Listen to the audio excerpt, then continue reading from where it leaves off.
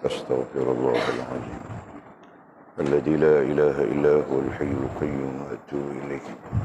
أستغفر الله العظيم الذي لا إله إلا هو الحي القيوم وأتوب إليه.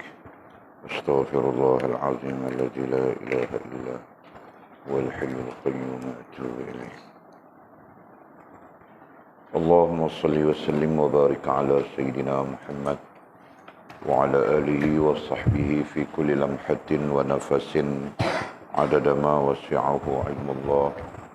اللهم صل وسلم وبارك على سيدنا محمد وعلى آله وصحبه في كل لمحة ونفس عدد ما وسعه علم الله. اللهم صل وسلم وبارك على سيدنا محمد وعلى آله وصحبه في كل لمحة ونفس عدد ما وسعه علم الله. بسم الله ما شاء الله، بسم الله ما شاء الله، بسم الله ما شاء الله، وما لم يشاء لم يكن. لا حول ولا قوة إلا بالله العلي العظيم. لا حول ولا قوة إلا بالله العلي العظيم. لا حول ولا قوة إلا بالله العلي العظيم. اللهم ارحمنا بالقرآن واجعله لنا إماما ونورا وهدى ورحمة. اللهم ذكرنا منه ما نسينا، علمنا منه ما جهلنا، وارزقنا تلاوته آناء الليل وأطراف النهار، واجعله لنا حجة يا رب العالمين.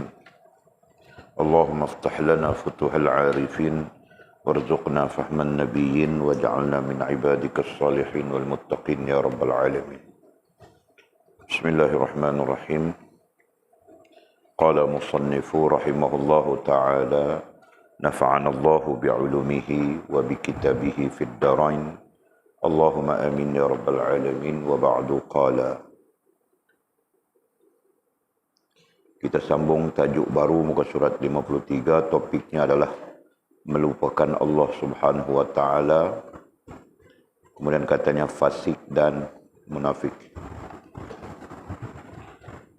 Jadi kemarin terakhir kita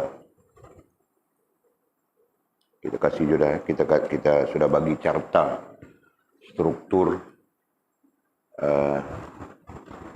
lawan daripada taubat, gitu kan? Lawan daripada taubat. Nah, kalau kita orang yang ada di dalam diri kita, dalam rohaniah kita, sifat mukmin yang namanya taubat, maka implikasinya nanti ada hub, ada ishq, dan ada zikr. Ataupun kita terbalikkan, implikasi dari taubat itu akan mencetuskan zikr, akan mencetuskan hub, atau akan mencetuskan ishq, atau mencetuskan hub. Ya. Dan apabila berlaku kesatuan antara ketiganya itu akan mencetuskan hamba yang taat dan patuh kepada Allah Subhanahu wa taala dengan sempurna, gitu kan? Nah, sekarang kita masuk kepada topik sebaliknya. Ya. Sebaliknya, jika tidak ada sifat taubat di dalam diri seseorang. Nah, itu sebaliknya. Jadi fokus kita supaya kita tidak hilang arah, ya. Fokus kita adalah melihat sisi sebalik daripada sifat taubat yang ada di dalam diri. Nah, dalam arti kata yang mudah, kalau ada sifat taubat berarti sifat ini tidak ada. Yang kita bakal bincang ini. Tetapi jika tidak ada sifat taubat, maka inilah yang akan bermunculan, ya.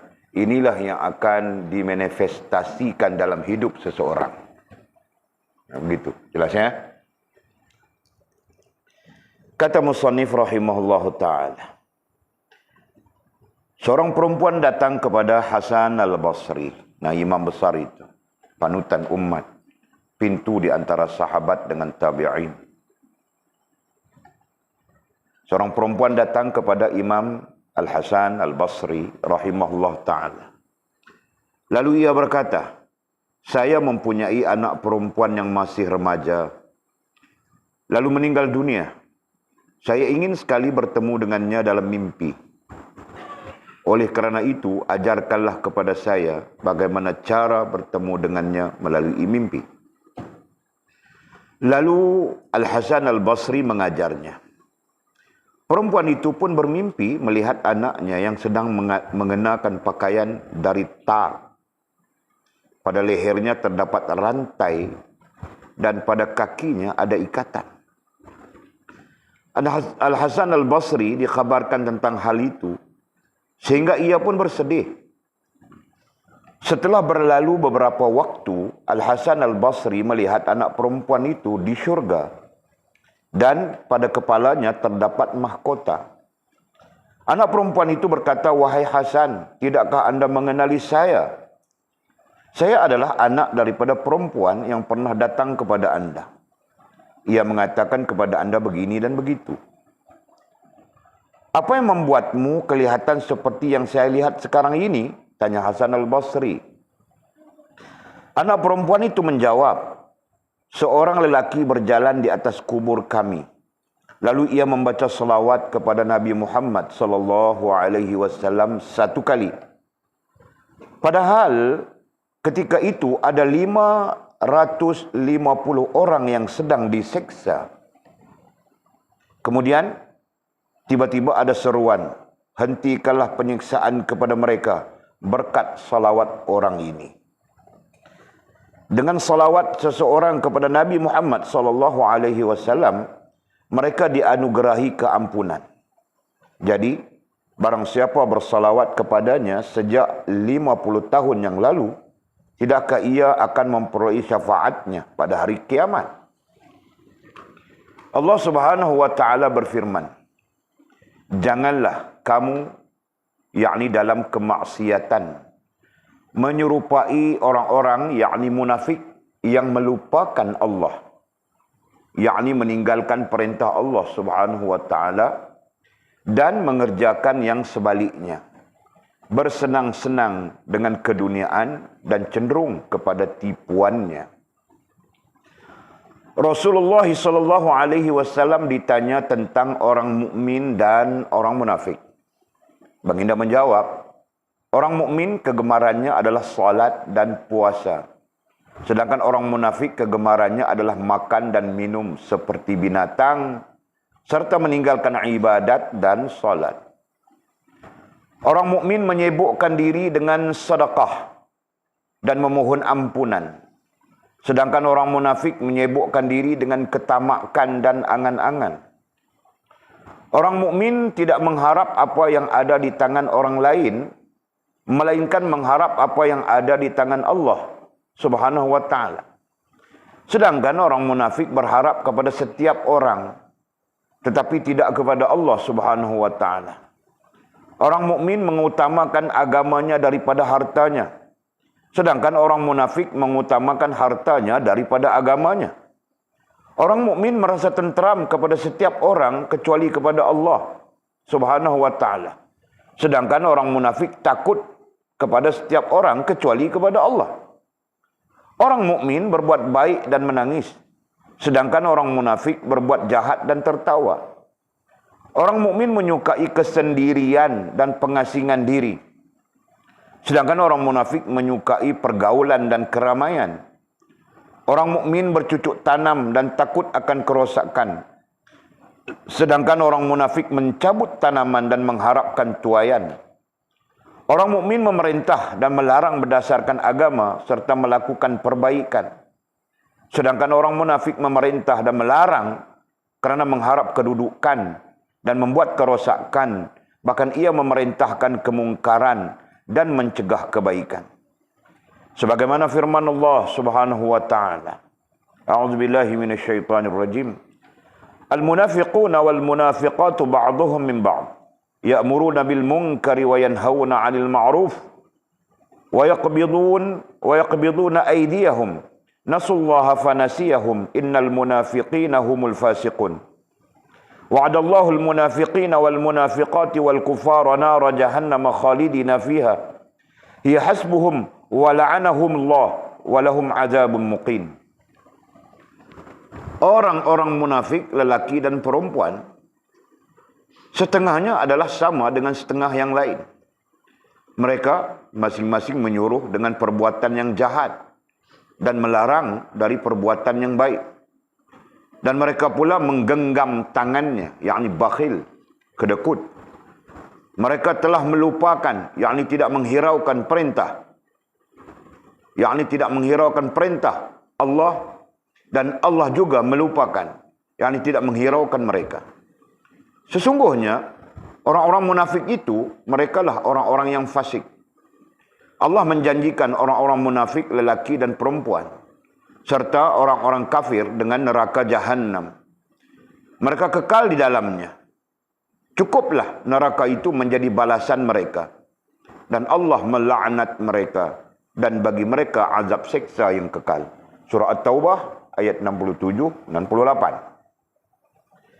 Dalam ayat lain Allah Subhanahu wa taala berfirman, Inna Allah jami'ul munafiqina wal kafirina fi jahannam jami'a. Sesungguhnya Allah akan menghimpunkan sekalian orang munafik dan orang kafir di dalam neraka Jahannam. Surah An-Nisa ayat 140. Mereka mati dalam kekufuran dan kemunafikan. Didahulukan penyebutan orang-orang munafik karena mereka lebih jahat daripada orang-orang kafir. Dan Allah Subhanahu wa taala menjadikan tempat kembali mereka semua adalah neraka Jahannam. Allah Subhanahu wa taala juga berfirman, A'udzubillahi minasyaitonir rajim. Innal munafiqina fid darkil asfali minan nar wa lan tajida lahum nasira. Sesungguhnya orang-orang munafik itu ditempatkan pada tingkatan yang terkebawah sekali, yakni lapisan-lapisan dalam neraka. Dan engkau tidak sekali-kali akan mendapat siapapun yang boleh menolong mereka. Surah An-Nisa ayat 145. Okey. Tadi kita sebut sudah. Kita sedang membincangkan topik baru, ya, topik lawan atau topik sebalik daripada orang-orang yang dilimpahkan oleh Allah Subhanahu wa taala dengan sifat taubat. Nah, musannif Al-Imam Al-Ghazali rahimahullah taala melalui kitabnya ini, nah dia tidak menyebutnya secara apa ya? Bukan tidak menyebut secara, tapi dia mendahului topik ini dengan memberi apa ya? Mendatangkan dalil-dalil ancaman Allah Subhanahu wa taala terhadap orang munafik. Nah ya, sekaligus untuk memberitahu kita ataupun untuk mengajarkan kepada kita bahawa sekiranya tidak ada taubat di dalam rohaniah kita, berarti kita mungkin munafik. Ya, berarti kita mungkin fasik. Jelas ya? Oleh sebut begitu, sehingga kita membuat kajian di atas teks kita ini. Nah, sekiranya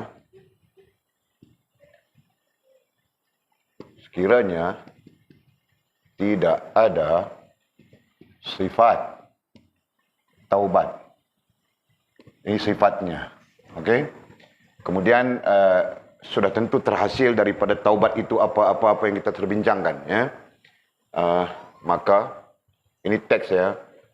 Ini boleh sebutkan fakta supaya kita senang mengkaji. Maka kita mungkinkan saja. Kenapa? Karena ini adalah perkataan yang paling sederhana, ya, kita sebut mungkin. Nah, kita boleh saja ekstrim, tidak perlu sebut mungkin, maka kita adalah munafik, boleh saja. Tetapi kita lebih senang dengan perkataan yang sederhana, ya. Nah, mungkin kita terdiri daripada orang-orang munafik. Nah, kemudian nanti ada lagi fasik dan sebagainya. Okey. Nah, kita bercakap tentang munafik saja dulu. Nah, ini teks yang kita wujudkan ataupun perkataan ataupun ayat yang kita wujudkan yang menjadi dasar kepada kita mengkaji topik ini. Okey. Nah, jadi musannif mendatangkan satu kisah yang mudah-mudahan kisah ini menjadi tarikan kepada kita untuk mengkaji, ya, menjadi tarikan, menjadi motivasi untuk kita berfikir, apalagi topik yang sedang kita mau bincangkan ini, ya, kerana tidak banyak yang membincangkan topik munafik, topik fasik. Dalam banyak keadaan orang membincangkan topik mau buat ibadat, gitu kan? Gitu. Topik munafik, topik fasik, topik syirik ini sebenarnya kalau dibawa kepada disiplin itu adalah topik akidah, gitu kan? Topik iman, topik terkait dengan ilmu tauhid. Jelas kan? Okey. Nah, apa kisahnya? Katanya seorang perempuan datang kepada Imam Hasan Al-Basri. Nah, ini kisah pada masa tabi'in, ya. Pada masa tabi'in. Lalu ia berkata, nah perempuan itu berkata kepada Imam Hasan Al-Basri, saya mempunyai anak perempuan yang masih remaja, lalu meninggal dunia. Nah, dia ada anak perempuan remaja, mungkin usianya 15, 16, 17, 18, 19, 20, gitu kan? Ya, tapi remaja bilangnya. Kalau dalam konteks Arab, remaja itu kalau perempuan umur 9 tahun. Ya. Nah, kalau kita 9 tahun itu masih kanak-kanak, gitu kan? Ingus masih keluar di sini, bayi ingus yang hijau-hijau itu. Nah, ya kan? Nah, kalau lelaki pun masih kanak-kanak juga. Lelaki, kalau orang Arab, lelaki remaja dikira umur berapa? 7 tahun. Ada pendapat mengatakan 7 berdasarkan kepada hadis Nabi SAW. Ada pendapat mengatakan 10. Ya. Mengambil hadis Nabi SAW. Fadribu. Ya, masa umur 7 tahun jika dia tidak mau solat, kan? Paksa dia, suruh dia solat. Jika umur 10 tahun dia tidak mau solat, fadribu, maka hendaklah dipukul. Pukul memberi pengajaran. Nah, pada masyarakat Arab itu adalah umur remaja. Okey? Pada sisi orang Arab. Nah, pada sisi kita orang Melayu, nah begitu kita sebutkan tadi. Orang lelaki perempuan 9 tahun sudah ingus keluar lagi. Keluar pun tidak pakai kadang-kadang. 9 tahun sudah. Nah, kalau orang lelaki, sisi kita, nah mungkin umur 12 tahun. Ya kan? Plastik ada di sini, plastik. Panjat pokok itu, panjat pokok ini, curi buah pelam orang itu, curi buah pelam orang ini. Man. Macam-macam. Mengendap, mengintai anak darah orang mandi. Macam-macam. Remaja kita, kan? Nah, ancaranya Mizi, bah. Betul kan Mizi? Tidak kan? Alah, Masya Allah, Alhamdulillah. Okey, jadi si perempuan ini mengadu atau menceritakan kepada Imam Hasan Al-Basri. Nah, kerana Imam Hasan Al-Basri pada ketika itu imam besar sudah, panutan sudah, rujukan sudah, ya. Jadi katanya, saya mempunyai anak perempuan yang masih remaja, lalu meninggal dunia. Meninggal dunia dia ketika remaja, ya. Nah, mungkin umurnya 10 tahun kah, 11 tahun kah yang boleh sebutkan tadi, ya. Saya ingin sekali bertemu dengannya dalam mimpi. Nah, perempuan ini mengatakan dia ingin bertemu dengan anaknya dalam mimpi. Oleh kerana itu, ajarkanlah kepada saya bagaimana cara bertemu dengannya melalui mimpi. Nah, kerana itu, si perempuan itu minta daripada Imam Hasan Al-Basri mengajarkan kepadanya cara untuk bertemu dengan anaknya di dalam mimpi. Nah, sebab itu ya, ini di antara jawapan, apakah boleh berlaku komunikasi antara orang hidup dengan orang yang mati? Pertanyaannya, ya.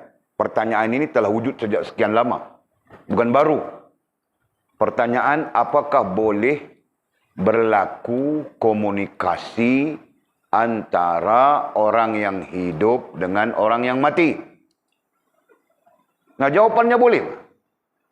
Ya. Sepakat para ulama mengatakan boleh, daripada salaf maupun khalaf. Dan ini sebagai salah satu penceritaan yang mutawatir. Ya, ada di dalam banyak riwayat penceritaan ini. Banyak periwayatan yang kita nisbahkan kepada mutawatir. Ya, daripada sisi ulama-ulama yang siqah. Nah, nanti dalilnya baru kita cari. Nah, kalau mau kamu tanya, apa dalilnya? Ini bid'ah ini Imam Hasan Al-Basri ini, bid'ah dia. Nah, dalilnya lihat dalam kitab hadis Al-Hilyatul Awliya karya Imam Abu Nu'aim rahimahullah taala. Nah, di sana dia mendatangkan hadis-hadis tentang itu. Ya. Nah, kita ada kitab hadis itu. Tapi tidak tahu tongnya di mana, kotaknya di mana. Okey. Nah, ini sebagai salah satu kisah yang boleh menjadi dalil. Dari sudut kisah ya, bukan dari sudut dalil. Kalau dari sudut dalil Al-Quran maupun Sunnah, nah dibincangkan kemudian. Tapi dari sudut kisah berlaku kepada salafus saleh. Nah, ini di antara kisahnya yang diriwayatkan secara mutawatir. Mutawatir artinya terhubung satu orang dengan satu orang, satu orang dengan satu orang secara siqah. Okey. Jadi datang perempuan ini bertemu dengan Imam Hasan Basri, minta mau berkomunikasi dengan anaknya. Mediumnya apa? Mediumnya mimpi. Mau berkomunikasi secara mimpi. Ya. Okey. Lalu Al-Imam Hasan Al-Basri rahimahullah ta'ala mengajarnya. Nah, Imam Hasan Al-Basri mengajar kepada perempuan itu bagaimana dapat berkomunikasi dengan arwah anaknya yang telah meninggal dalam mimpi. Nah, berarti ada metodenya, betul? Ya. Apabila Imam Hasan Al-Basri mengajarnya, berarti ada disiplinnya di situ. Ya. Ada metodenya di situ. Hanya saja kita saja yang tidak pernah belajar. Kita saja yang tidak pernah tahu. Ya kan? Okey. Macam mana mau belajar, macam mana mau tahu? Sembayang saja belajar 10 tahun tidak selesai. Istinja saja belajar 10 tahun tidak selesai. Macam mana mau sempat mau belajar hal-hal begini? Ya kan? Nah, cara belajar yang tidak teratur, cara belajar yang tidak terdisiplin, nah, menyebabkan kita ketinggalan banyak hal, ketinggalan banyak perkara. Ya? Nah, begitu. Okey. Perempuan itu pun bermimpi melihat anaknya setelah diajar oleh Al-Imam Hasan Al-Basri rahimahullah ta'ala. Nah, anak perempuan itu pun bermimpi melihat anaknya. Nah, dia mimpi betul, Pak. Kerana dia yang dimintanya adalah medium, adalah melalui mimpi. Nah, dia bermimpi bertemu dengan anaknya yang sedang mengenakan pakaian dari tar. Ketika dia bermimpi melihat anaknya, nah anaknya sedang mengenakan pakaian dari tar.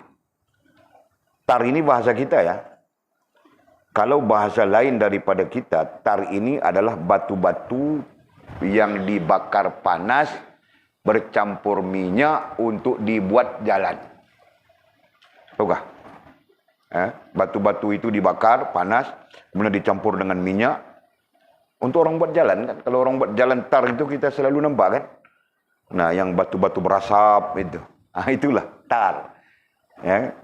Jadi dia melihat anaknya, dalam mimpinya dia melihat anaknya memakai pakaian dari tar. Dari batu-batu panas.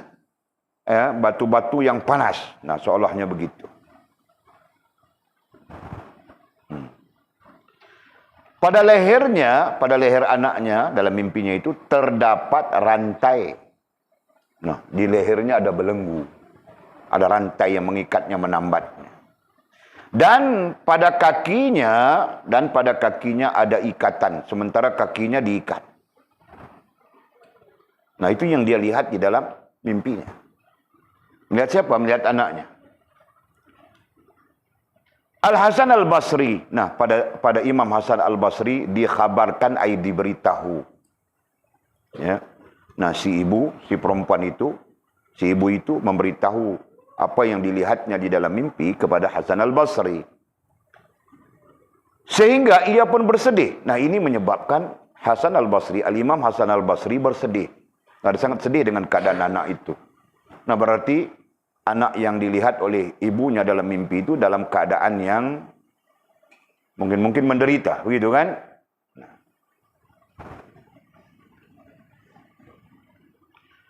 Setelah berlalu beberapa waktu, berarti masa berjalan, Al-Imam Hasan al-Basri melihat anak perempuan itu di syurga. Nah, si Imam Hasan al-Basri pula apa? Mimpi melihat. Nah, barangkali dia ada kaedahnya, dia ada metodologinya. Nah, dia dapat saja berkomunikasi dengan rohaniah yang lain melalui mimpi. Gitu kan? Nah, jadi Imam Hasan al-Basri sendiri memimpi melihat anak perempuan itu di syurga. Ya. Dan pada kepalanya terdapat mahkota. Pada kepala si anak perempuan itu terdapat mahkota. Nah, ini bertentangan dengan mimpi si ibu pada satu masa. Nah, bertentangan dengan mimpinya Imam Hasan al-Basri pada satu masa yang lain. Anak perempuan itu berkata, "Wahai Hasan." Nah, anak perempuan itu menegur sang imam, pintu antara sahabat dengan tabi'in ini. Katanya, "Wahai Hasan." Nah, ini terjemahannya tidak mungkin seperti tidak beradab gitu kan. Nah, mungkin saja dia menyebut ia wahai imam, gitu kan. Mana mungkin dia menyebut wahai Hasan, kan? Jadi wahai Hasan, katanya, tidakkah anda mengenali saya? Tidakkah tuan, tidakkah pakcik, tidakkah ayahanda, tidakkah walid, tidakkah apa mengenali saya? Aku mau kenal kau macam mana? Muka kau macam jerangkung saja. Kenapa? Isap ais. Contoh. Jadi bertanya si anak perempuan ini dalam mimpinya Imam Hasan al-Basri rahimahullah ta'ala. Wahai Hasan, tidakkah anda mengenali saya? Tanya begitu. Saya adalah anak daripada perempuan yang pernah datang kepada anda. Nah, dia memberitahu. Dia memperkenalkan siapa dia. Ia mengatakan kepada anda begini dan begitu. Di mana perempuan yang datang kepada Imam Al-Hasan, nah dia menceritakan begini begitu. Nah, tentu saja Al-Imam Al-Hasan Basri mengingatinya. Lalu bertanya terus, apa yang membuatmu kelihatan seperti yang saya lihat sekarang ini? Bertanya terus dia, wahai anak, apa yang menyebabkan engkau kelihatan seperti yang saya lihat sekarang ini? Berarti dalam keadaan yang begitu indah, dalam keadaan yang begitu nikmat. Sedangkan ibumu ketika mengkhabarkan mimpinya kepadaku bahwa engkau dalam keadaan menderita. Nah, begitu. Anak perempuan itu menjawab, seorang lelaki berjalan di atas kubur kami. Pada satu hari, ada seorang lelaki berjalan di atas kubur. Nah, kubur itu menempatkan si anak perempuan itu sama. Lalu ia membacakan salawat kepada Nabi Muhammad SAW satu kali. Ketika dia melalui kuburan itu, si lelaki itu membaca salawat kepada baginda Nabi kita Muhammad SAW sekali. Padahal ketika itu ada 550 orang yang sedang diseksa. Nah, itu di alam roh kan? Alam barzakh. Bukan alam roh, alam barzakh. Nah, roh ketika itu berada di alam barzakh. Nah, Masya Allah. Dikatanya, pada masa lelaki itu lalu di kuburan itu sambil bersalawat kepada Nabi. Nah, pada ketika itu ada 550 orang yang sedang diseksa di kuburan itu. Ya. 550 orang yang sedang diseksa di kuburan itu. Allah, Masya Allah. Kemudian tiba-tiba ada seruan. Nah, ketika mereka melalui seksaan, tiba-tiba ada seruan, ada suara. Apa suaranya? Suaranya suruh buat apa? Suaranya memerintahkan supaya hentikanlah penyiksaan kepada mereka berkat selawat orang ini. Suara itu berkata, hentikanlah penyiksaan terhadap mereka. Siapa? 550 orang yang berada di alam barzah, di kuburan itu. Ya. Kenapa? Berkat salawat orang yang lalu di atasnya tadi. Masya Allah. Jadi berarti si anak remaja yang meninggal itu tadi pun terbebas daripada penderitaannya, ya, karena barakah salawat fulan yang melalui di kuburan tersebut. Nah, seolahnya begitu berdasarkan kepada penceritaan anaknya. Dengan selawat seseorang kepada Nabi Muhammad sallallahu alaihi wasallam, mereka dianugerahi keampunan. Nah, bayangkan, ya, orang lain yang berselawat, mereka dianugerahkan keampunan. Jadi, barang siapa berselawat kepadanya sejak 50 tahun yang lalu, nah kalau usia Walid 52, 53 tahun, nah kalau 50 tahun yang lalu aku berselawat saja, Masya Allah, ya, tidakkah ia akan memperoleh syafaatnya pada hari kiamat. Nah kalau kita berselawat selama 50 tahun, ya, tidakkah di sana mungkin kita akan mendapat syafaat baginda Nabi SAW, ya? Seperti kita bincangkan kemarin, di hari yang tidak ada manfaat, hartamu, anak pinakmu, ibu bapakmu, siapapun tidak dapat memberikan syafaat kepadamu, ya. Yang satu-satunya dapat memberi syafaat kepadamu adalah baginda Nabi SAW. Nah kita bayangkan, kita hidup sampai masa hidup kita adalah 60 tahun. Jadi sekurang-kurangnya 50 tahun kita penuh dengan salawat kepada Nabi SAW. Misalnya, kan? Nah atau 50 atau 40 tahun hidup kita penuh dengan salawat kepada Nabi. Atau 30 tahun, atau 20 tahun, atau 10 tahun penuh dengan salawat kepada baginda Nabi SAW. Jadi apakah kita tidak akan mendapat syafaat pada hari kiamat? Sedangkan banyak hadis-hadis yang menyebut Nabi akan memberi syafaat, antaranya adalah orang yang bersalawat kepadanya. Ya kan? Nah, jadi kalau sudah demikian, kenapa kita terlalu kedekut untuk bersalawat kepada Nabi? Ya kan? Kenapa kita terlalu kedekut untuk melantunkan salawat kepada baginda Nabi kita Muhammad SAW? Apalagi kalau kita kaitkan dengan pelajaran kita kemarin. Nah, pelajaran kita dalam Tanwirul Qulub, kita baru mula bincang saja, kan?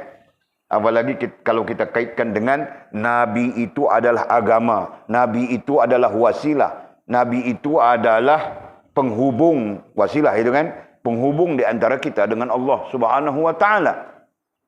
Nah, keseluruhan fakta yang kita sebutkan tadi menguatkan hujjah betapa pentingnya kita bersalawat kepada baginda Nabi SAW. Jelas begitu ya? Nah, kalau begitu kau Sofia satu hari berapa ribu kau salawat kepada baginda Nabi? Aku tidak tanya ratus, aku tanya ribu. Berapa ribu Sofia kau bersalawat kepada baginda Nabi SAW, wasilah untukmu dengan Tuhanmu, ya?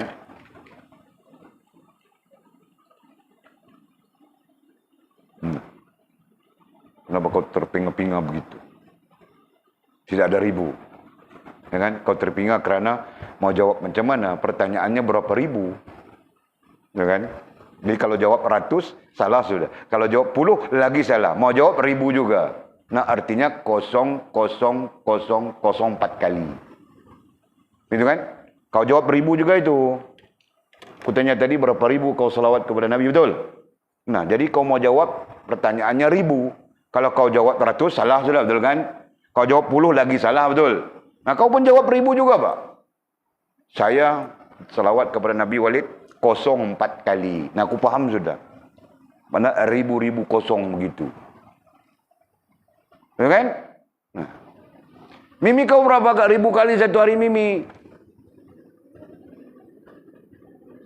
Hah? Apa? 4 kali kosong juga. Masya Allah. Bagus Pak. Nah, kita jangan, ambillah kesempatan untuk bersalawat kepada baginda Nabi SAW. Nah, kepada kamu orang yang bernama murid-muridku, ya, wajar sudah. Paling mudah bagi kalian adalah 3 salawat. Yang pertama, tulis ya. Ini murid. Yang tidak murid, nah di luar sana aku tidak tahu. Yang pertama, 3 salawat saja. Pendek saja ini. Yang salawat yang pertama, jazallah. Kutulis Rumi boleh kah? Jazal, payah buat tulis Rumi ini. Mau bunyinya salah nanti. Jazallah hu anna sayyidana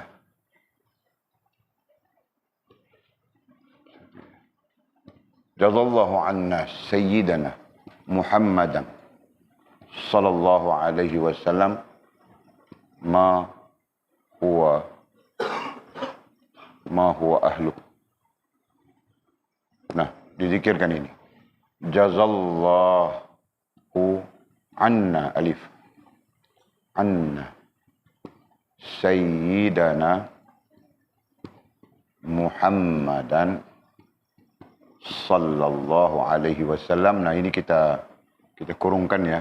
Dipanjang sallallahu alaihi wasallam ma huwa ahluhu.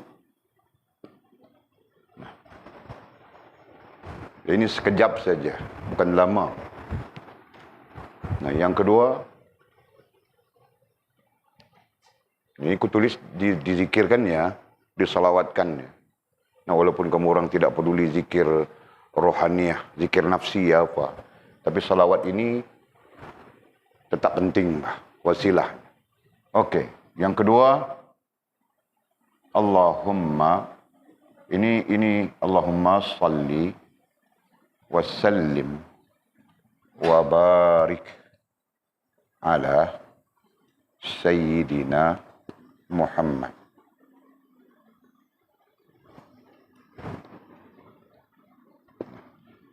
Itu saja. Allahumma salli wasallim wa barik ala sayyidina Muhammad.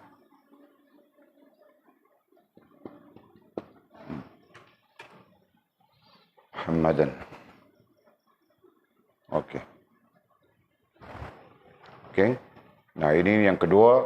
Nah, yang ketiga, sallallahu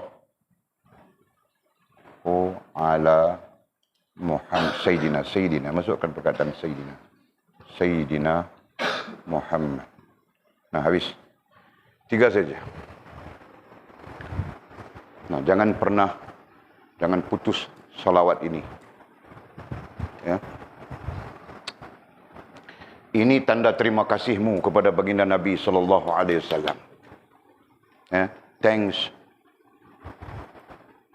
Tanda terima kasih kita, ucapan terima kasih kita kepada baginda Nabi sallallahu alaihi wasallam yang membawakan kepada kita agama, yang bersusah payah mengajar kepada kita agama, yang berkorban apa saja untuk menyebarkan agama sehingga sampai kepada kita. Nah, ini regards-nya. Ini ucapan terima kasihnya.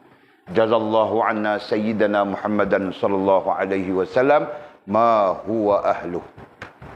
Ada hadis tentang itu ya. Nah, Walid tidak menzikirkan hadisnya, Walid menyebut salawatnya saja. Ya. Nah, tanda kau berterima kasih kepada Nabi, tanda kau sayang Nabi, tanda kau cinta Nabi, tanda kau menjadikan Nabi itu wasilah dirimu dengan Tuhanmu. Nah, bermula begini. Nah, ada orang bilang, selawat apa pun tidak apa-apa, selawat saja. Ya betul, memang betul. Tetapi tidak ada disiplinnya kan. Nah, kau mau makan pun kau basuh tangan dulu. Apalagi kau baru lepas basuh berak. Begitu kan. Nah, jadi ada setiap satu perkara, nah, ada metodnya, ada kaedah. Nah, inilah kaedah yang sebenar. Nah, yang kamu orang tidak akan dapat di mana-mana, melainkan orang yang melaluinya saja. Nah, Walid adalah orang yang melalui. Jadi Walid tahu itu. Kan? Nah, ucapkan terima kasihmu kepada baginda Nabi SAW. Jadi bagaimana kau mengucapkan terima kasih ya Rasulullah, terima kasih ya Rasulullah. Nah itu pun mudah-mudahan menjadi kebajikan di sisi Allah Subhanahu wa taala. Walaupun yang kau lantunkan itu terima kasih, betul kan? Nah, Rasulullah itu Arab orangnya. Mungkin dia tidak faham bahasa kita, tetapi mungkin dia faham. Ya. Paham enggak? Kenapa? Nah, karena orang yang datang di menziarahi makam Nabi, nah berdoa Melayu saja. Ya Allah, ya Allah, ya Allah. Ya Allah. Dengan syafaat baginda Nabi Muhammad SAW, ampunkanlah kami yang menziarahi makam Nabi-Mu, gitu kan? Nah, paham enggak? Nah, tetapi diajarkan oleh para ulama, inilah perkataan terima kasihnya kita kepada Nabi, kepada wasilahnya, kepada agama yang ada pada diri kita. Nah, jazallahu anna sayyidana Muhammadan sallallahu alaihi wasallam ma huwa ahlu. Nah, satu hari 100. Satu hari. Padahal masa untuk kau sebutkan itu tidak sampai 5 minit. Nah, mungkin kita katakan 5 menit. Nah, habis sudah 100. Nah, yang kedua, Allahumma salli wa sallim. Nah, terkait dengan ini ada hadis baginda Nabi sallallahu alaihi wasallam. Ya, nanti kita belajar semua tentang itu. Yang tinggal lama, yang mau pulang segera itu mungkin dia belajar di tempat lain. Allahumma salli. Nah, ini satu, wasallim. Dua. Ada dua hal di situ. Ya. Satu salawat dan lagi satu salam. Ulama berbeza pendapat.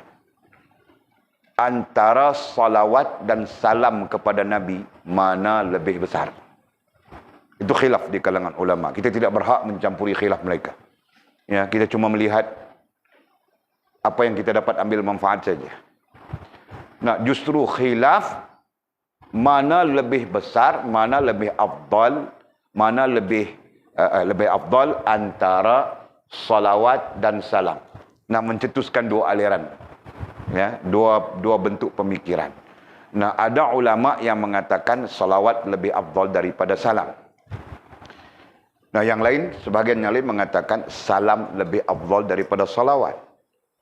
Ya, berdasarkan kepada yang mengatakan salawat lebih afdal daripada salam. Nah, mereka mendasarkan hujah mereka dengan innallaha wa malaikatahu yusalluna 'alan nabi. Ya, ayat itu, dalil itu. Sementara para ulama yang menyepakati bahawa salam itu lebih afdal, nah mereka muafakat dengan hadis Nabi SAW, hadis sahih ya, Imam Bukhari meriwayatkan, Imam Muslim meriwayatkan, hadis sahih itu. Bahawa sesiapa yang memberi salam kepada Rasulullah, ya, Rasulullah mengatakan siapa yang memberi salam kepadaku, Allah mengizinkan aku menyambut salamnya. Faham tak? Nah, Allah mengizinkan aku menyambut, maksudnya menjawab salamnya. Para ulama berdasarkan kepada hal ini, nah mereka mengatakan salam itu lebih afdal. Nah, justru kita mau pakai yang mana? Sebagian ulama bilang salawat lebih afdal, sebagian yang lain bilangkan salam lebih afdal. Nah, kita pakai dua-dua sekali kan? Nah, datang hadisnya, datang salawatnya. Allahumma salli. Nah, itu salawat. Wassallim. Nah, itu salam. Nah, kita pakai dua-dua sekali.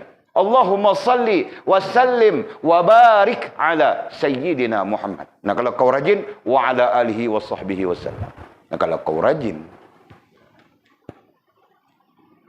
Jadi jawapannya kita dapat sudah tidak rajin, begitu kan? Nah, jika tidak rajin, Allahumma salli wa sallim wa barik ala sayyidina Muhammad. Allahumma salli wa sallim wa barik ala sayyidina Muhammad. Allahumma salli wa sallim wa barik ala sayyidina Muhammad. Nah, begitu. Bukan susah. Dan yang ketiganya, sallallahu ala sayyidina Muhammad. Sallallahu ala sayyidina Muhammad. Sallallahu ala sayyidina Muhammad. Nah, 100 kali. Ini tidak sampai 5 menit. Mungkin 3 menit setengah saja habis sudah 100. Nah, kalau kita campurkan ini 5 menit, ini 5 menit, ini 5 menit, berapa? 15 menit saja kan? Nah, 15 menit saja. Masa kau bergelak, ketawa, bergedik, begitu, bergedebuk, berdemak. Lebih banyak daripada ini. Betul kan? Nah, ambil bah. Masa bergedi, masa bergebak, masa bergedebung. Nah, ambil masa-masa itu, cuba isikan dengan ini. Faham kah? Faham kah, Sofia? Kemarin saja aku cakap sudah, dalam kitab ini kita belajar kemarin. Okey. Ambil pelajaran. Masa kita pendek saja. Ya. Paling tinggi umur kita, paling tinggi, Pak. Itu saja umur 80 lebih, 90 dekat sudah. Nah, paling tinggi di kalangan kita. Paling tinggi di kalangan kita kan? Mana ada lagi yang lebih lawan tu punya umur. Nah, jadi aku pun takut juga, Pak. Kan? Kalau tinggi, alhamdulillah. Takut esok lusa nak mati sudah. Okey. Jadi, perlu apa? Perlu dilakukan ini. Nah.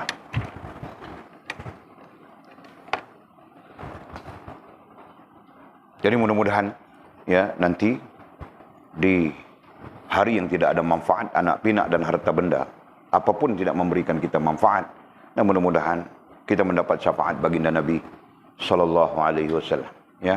Kita mendapat syafaat, mendapat pertolongan baginda Nabi sallallahu alaihi wasallam. Dalam hadis sahih mengatakan tidak ada yang disyafaatkan oleh baginda Nabi melainkan dia selamat di hari yang tidak ada keselamatan melainkan keselamatan daripada Allah Subhanahu wa taala. Nah, mudah-mudahan kita itu. Insya-Allah. Okey. Karena katanya Allah Subhanahu wa taala berfirman, kita didatangkan dengan firman Allah Subhanahu wa taala sebagai apa ya? Sebagai memulakan perbincangan kita tentang munafik. Nah, Allah Subhanahu wa taala berfirman, janganlah kamu, yakni dalam kemaksiatan. Janganlah kamu, yakni dalam kemaksiatan, menyerupai orang-orang munafik yang melupakan Allah Subhanahu wa taala. Maksudnya jangan kita terlibat dengan maksiat, bah. Jangan kita terlibat. Terlibat itu, perkataan terlibat jarang digunakan ya dari sisi tafsiran. Nah, jangan kita berada di dalam maksiatnya itu. Itu lebih bagus. Janganlah kamu dalam kemaksiatan. Janganlah kamu berada dalam kemaksiatan. Menyerupai orang munafik. Menyerupai seperti. Menyerupai seperti. Ya, seperti orang munafik. Nah, kenapa dengan orang munafik? Yang melupakan Allah. Nah, kerana orang munafik itu melupakan Allah. Nah, kalau kita bercakap dalam konsep dasar. Nah, kemunafikan itu antara lain adalah melupakan Allah Subhanahu wa taala. Ya. Faham kah? Nah. Janganlah kamu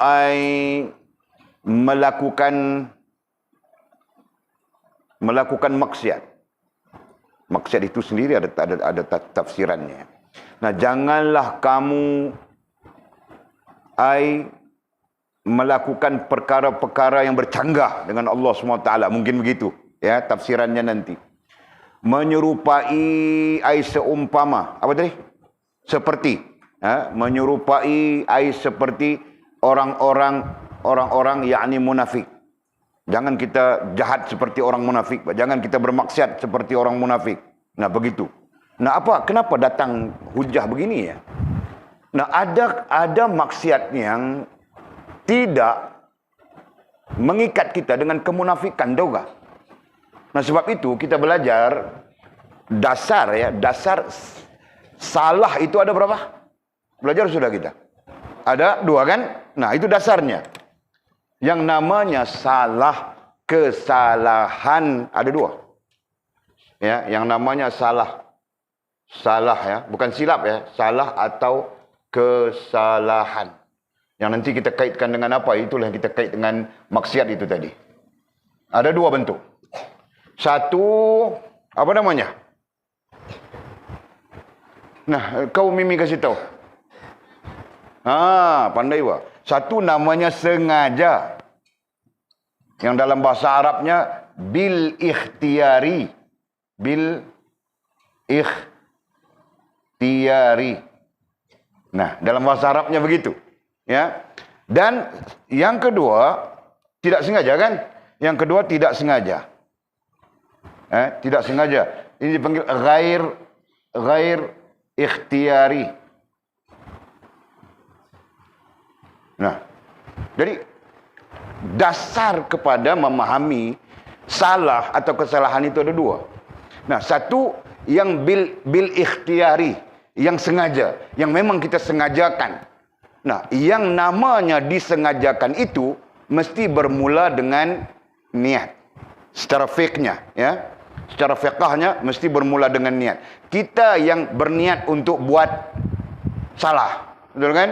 Secara fiqhnya. Secara tasawufnya mesti bermula dengan akalmu dan hatimu. Paham enggak? Nah, itu yang secara sengaja. Secara akalmu bagaimana? Nah, kau fikir mau buat perkara itu apa? Mengendap orang, mengendap anak darah orang. Contoh, gitu kan? Nah, kau berpikir begitu. Nah, kemudian nanti dengan hatimu. Ya kan? Paham enggak? Nah, ketika itu dalam fiqh disebut sebagai niat. Jelas? Jadi banyak begitu kan? Adapun lagi satu, kesalahan, salah dan kesalahan yang tak disengajakan, yang tidak disengajakan, ghair ikhtiyari. Nah, yang ghair ikhtiyari inilah masih terkait dengan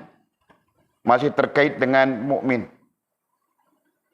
Nah, ini dilakukan oleh siapapun dia, melainkan orang itu dijaga, dipelihara oleh Allah Subhanahu wa taala, ya. Contoh nabi, para nabi rasul. Nah, mereka dipelihara oleh Allah Subhanahu wa taala dari terlibat dengan hal ini. Ya. Itu pun ada pandangan yang mengatakan bahwa nabi pun tidak terkecuali daripada kesalahan-kesalahan yang tidak disengajakan. Kenapa? Karena nabi adalah manusia biasa. Nabi adalah manusia seperti kita, gitu kan? Nah, hujahnya begitu. Nah, jika kita berdiri dengan hujah itu, maka boleh diterima, Pak. Ya. Allah Subhanahu wa taala menzahirkan kesalahan-kesalahan tertentu di sisi Nabi. Nah, karena itu Nabi boleh memperbetulkan kita, boleh menunjukkan kepada kita bandingannya begitu begini, betul kan? Nah, faktanya ada. Nabi pernah tersilap. Ya. Peristiwa apa? Peristiwa Ghadir Khaum. Ya kan? Yang Nabi pesan supaya perkataan nabinya jangan jamak. Jangan sembahyang, bukan jangan jamak. Jangan sembahyang kecuali di Ghadir Khaum katanya. Nah, tiba-tiba ada sahabat yang sembahyang di tengah jalan karena mereka khawatir tidak sempat sampai di Ghadir Qaum. Nah, berlakulah jamak dan qasar, jamak takdim dengan jamak takhir itu. Yang berada di yang melakukan solat jamak di sebelum sampai Ghadir Qaum, nah itu dibilang jamak takdim mereka. Sedangkan yang sampai di Ghadir Qaum baru melakukan solat, nah itu dibilang jamak takhir. Nah, kan para fuqaha sepakat dengan hadis itu sebagai dalil, ya. Perkara jamak dan qasar. Oke, paham enggak? Nah, jadi mungkin selain daripada nabi, nah orang-orang soleh juga mungkin dipelihara oleh Allah Subhanahu wa taala, ya. Nah, kata para ulama dipelihara dalam kesedaran. Nah, mereka sentiasa sadar saja ini salah, ini betul, ini tidak betul. Nah, begitu. Kan? Nah, sampai kepada kita. Nah, kita pun mungkin buat juga yang tidak sengaja itu. Tapi sifatnya tidak sengaja. Paham enggak? Jelas enggak? Nah, berlaku kepada kita. Contoh, Mizi mau pergi beli sayur. Ceritanya macam kemarin juga. Dan yang dia mau pergi beli sayur itu ibadah, kan? Nah, tiba-tiba dia beratur mau bayar duit untuk dibayar sayur itu, dia berada di belakang orang perempuan yang Masya Allah. Dia pun macam mana,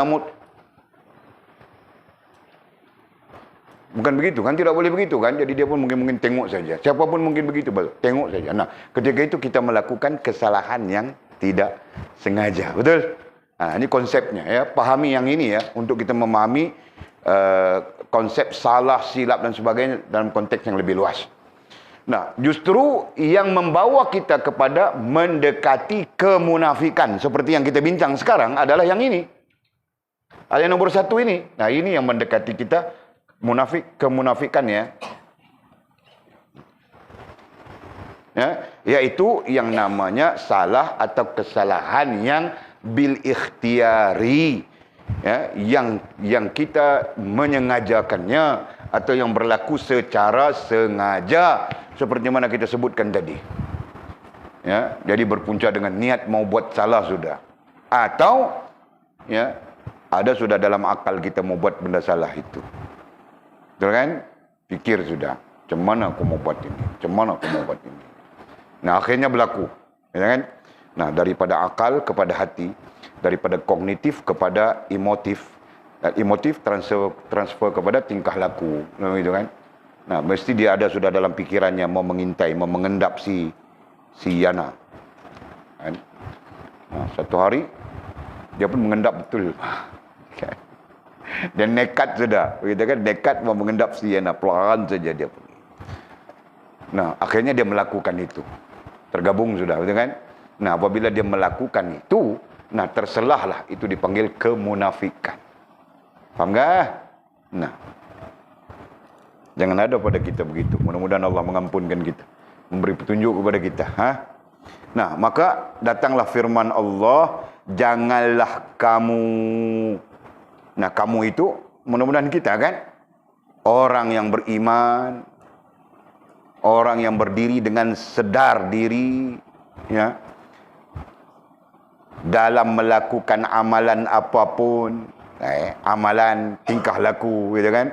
Nah, dalam kita bertingkah laku, janganlah kamu, yakni dalam bertingkah laku menyerupai orang-orang munafik, ya, menyerupai orang-orang munafik yang mana orang munafik itu melupakan Allah Subhanahu wa taala. Nah, disitulah dasar kita belajar, ya, selama kita belajar. Nah, dasarnya kita tidak dapat lari daripada hubungan dengan Allah, agama, dan diri kita sendiri. Nah, dimanapun kita berada, apapun keadaan kita, ya, apapun keadaan kita, nah begitu kan, kita mesti begini, Pak. Diri kita, agama di sini, dan Allah Subhanahu wa taala di atas. Ya. Keadaan apapun.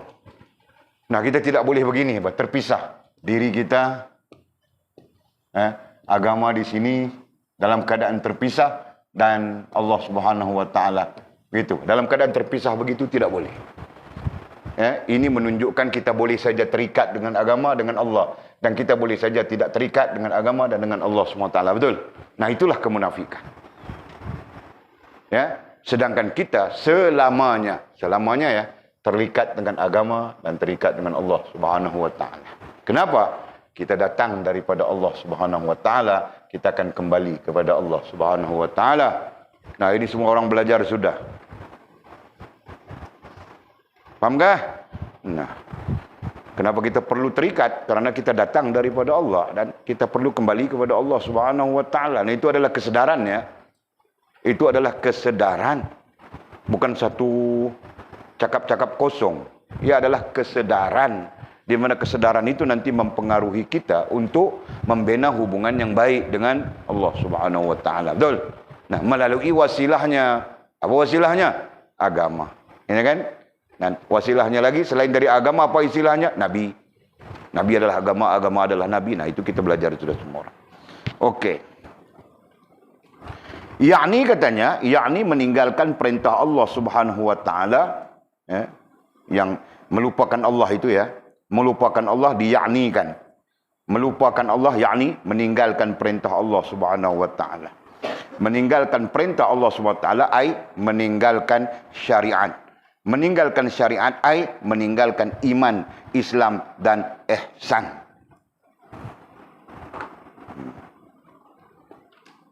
Nah, Walid dalam kajian kitab ini Walid sebut fakta-faktanya semua sekali, supaya kamu orang terangkai, tercantum rangkaian itu.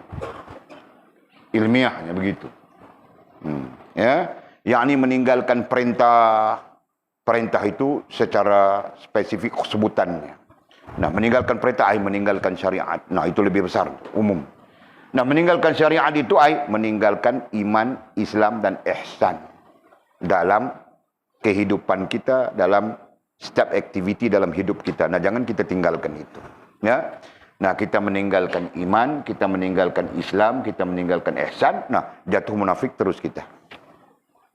Nah, nanti ada di mana kita baca tadi, kenapa dibincangkan munafik, tidak dibincangkan kafir? Karena munafik itu lebih bahaya daripada kafir. Karena munafik itu lebih besar, ya, kemudaratannya daripada kafir. Nah, begitu. Oke. Kemudian katanya, dan mengerjakan yang sebaliknya apabila kita meninggalkan perintah Allah, ya, ada dua hal di situ. Secara rohaniahnya kita meninggalkan perintah Allah, dan secara jasmaniah nanti mengerjakan yang sebaliknya. Kita mengerjakan, nah itu jasmaniah kan? Nah, mengerjakan, melakukan yang sebaliknya, yang bercanggah dengan Allah Subhanahu wa taala. Ya, Allah suruh kita begitu, kita buat begini. Nah, kita bercanggah saja dengan Allah Subhanahu wa taala. Allah suruh belajar, kita mau bercinta. Macam bercanggah saja, asyik mau bercanggah saja. Allah suruh rehat pada malam hari. Nanti siang kita mau belajar, mau buat itu, mau buat ini. Malam hari kita nganga, cakap telefon sampai jam 3-4 pagi. Jadi kita bercanggah saja. Akhirnya memberi kesan yang buruk kepada kita. Kan? Ada yang terpaksa balik, ada yang dipaksa supaya balik. Macam-macam. Ada yang malu mau datang, tidak mau datang sudah. Belajar pun tidak mau sudah. Makan pun tidak mau sudah. Bagi kita tunggu dia mati saja, Pak. Behu kita ada 3 biji. Kita korek 3 liang lahat. Bukan susah. Nanti dia mati. Nah, kapalnya pun boleh jadi mati juga, Pak, kan? Nah, kita korek lagi. Kan payah tanah kita luas sebab kelapa sawit bawah itu. Kita korek bubur dalam itu.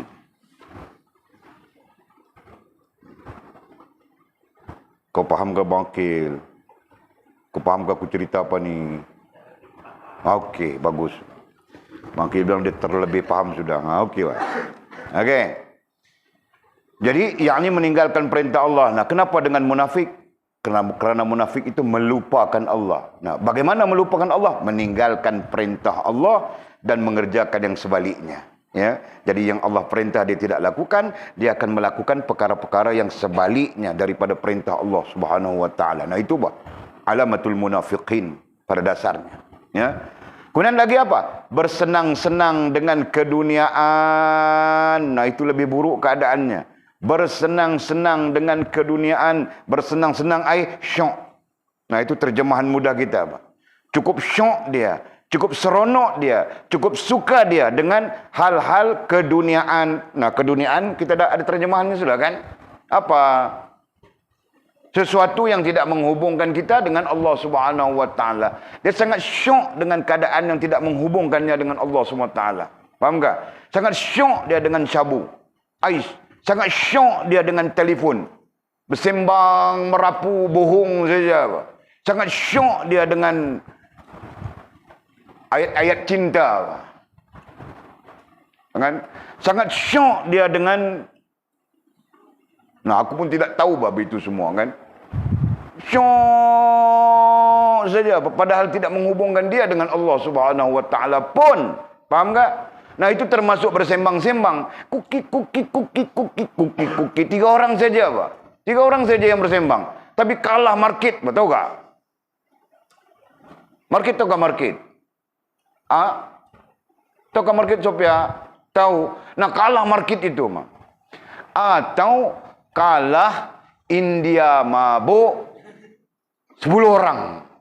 India mabuk 10 orang, tahu tak? Jadi ramai yang mabuk itu kan 10 orang. Nah, ramainya suara India mabuk 10 orang itu kalah dengan 3 orang kita punya sembang saja. Cocek, kuki, tidak habis. Tahu tak? Nah, ini. Itu contoh. Kan? Syok saja dengan keduniaan. Syok saja dengan sesuatu yang tidak menghubungkan kita dengan Allah Subhanahu wa taala. Nah, apa jadi sudah pada kita? Padahal kita punya masa yang begitu banyak kan? Nah, apa salahnya kita penuhi masa kita itu dengan zikir nafsi. Kita penuhi masa kita itu dengan salawat kepada wasilah kita, baginda Nabi SAW. Kenapa? Kenapa itu tidak berlaku? Nah, contoh Walid sebut. Nah, padahal Walid pun banyak juga yang kosong masa, aku tidur saja. Nah, aku sakit kepala, kau tahu tak? Membangun pun tidak boleh ku tadi. Pinggangku sakit, kepala aku sakit. Biasa sudah, orang tua-tua memang begitu, Pak. Nah, apa lagi? Dan cenderung kepada tipuannya. Nah, oleh kerana dia bersenang-senang syok saja dengan dunia, dengan sesuatu yang tidak menghubungkan dia dengan Allah, nah cenderung dia kepada tipuannya, ai dunia. Nah, cenderung berarti mudah saja dia tertipu, ya, dengan dunia itu. Mudah saja dia tertipu dengan apa saja yang dia syok, apa saja yang dia seronok, apa saja yang dia suka, padahal tidak menghubungkan dia dengan Allah SWT. Nah, itu nantinya menyebabkan dia mudah tertipu. Tahu tak? Nah, ghurur. Kita bincang sudah istilah tertipu kemarin di mana? Dalam ini juga kah?